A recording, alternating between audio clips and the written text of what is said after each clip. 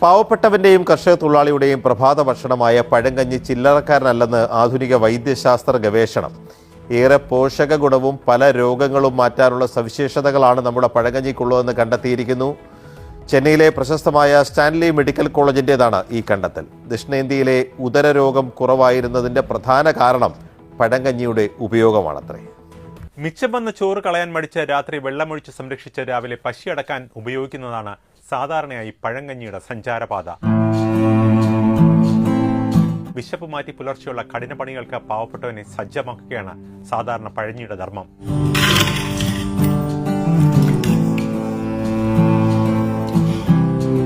ആയിരത്തി 1780 കൊടുംപട്ടിണിയെ അകറ്റാൻ സൗജന്യമായി കഞ്ഞി നൽകിയ പഴയ മദിരാശി സംസ്ഥാനത്തെ ധർമാശുപത്രിക്ക് കഞ്ഞിത്തൊട്ടി ആശുപത്രി എന്ന വിളിപ്പേര് വന്നു.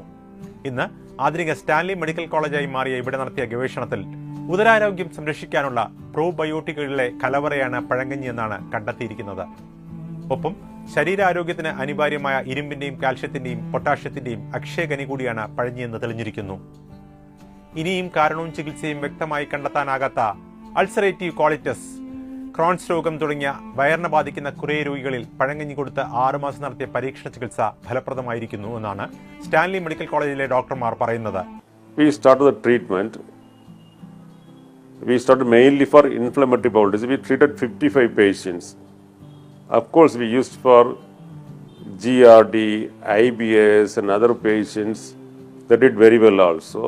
In the same way, this female used to come and tell me, now our periods have become all right, we are all right, and so many other diseases also.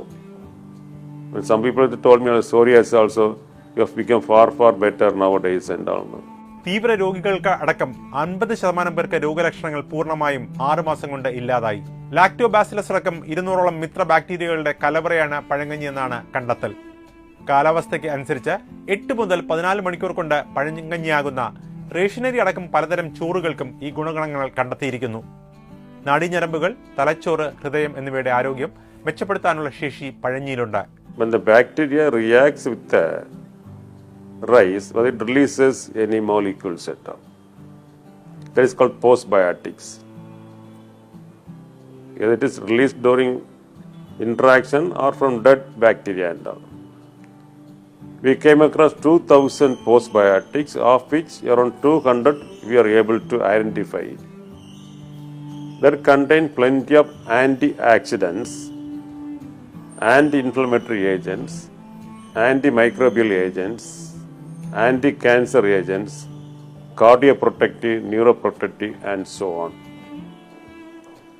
So this basic experiment confirmed that contains probiotics, it enhances nutritional value, it contains postbiotics like anti-inflammatory, antioxidant and so many agents that can be used to treat the diseases.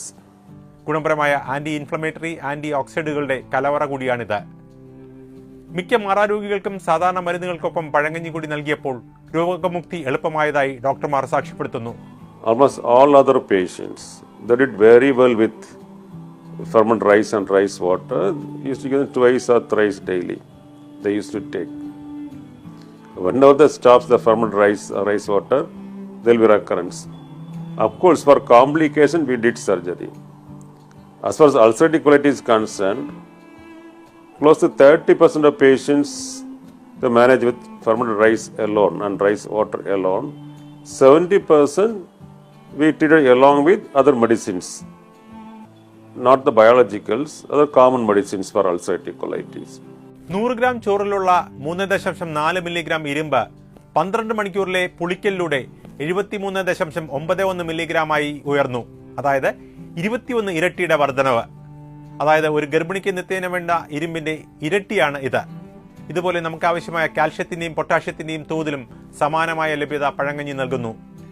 ഈ അവശ്യധാതുക്കളുടെ ആഗിരണത്തിന് തടസ്സമായ phytic ആസിഡിനെ പരുവപ്പെടുത്താൻ Pulikkal പ്രക്രിയയിലൂടെ സാധ്യമാകുന്നതുകൊണ്ടാണ് ഇത്. Gastroenterology മുതൽ stem cell ഗവേഷണം വരെയുള്ള മേഖലകളിൽ ആശാവഹമായ പുതിയ പഠനങ്ങൾക്ക് ഈ കണ്ടെത്തലുകൾ പ്രേരകമാകും. ആന്റിബയോട്ടിക്കുകൾ ഉണ്ടാക്കുന്ന വെല്ലുവിളി നേരിടാൻ വിഷമിക്കുന്ന നമ്മൾക്ക് പഴങ്കഞ്ഞി സ്വാഭാവികമായ പ്രോബയോട്ടിക്, പോസ്റ്റ്ബയോട്ടിക് കലവറയാണെന്നത് പുതുവർഷത്തിലെ ശുഭപ്രതീക്ഷ തന്നെയാണ്. not only contains probiotics, when using in vitro in the laboratory setting, it heals the inflammation faster in case of large intestine.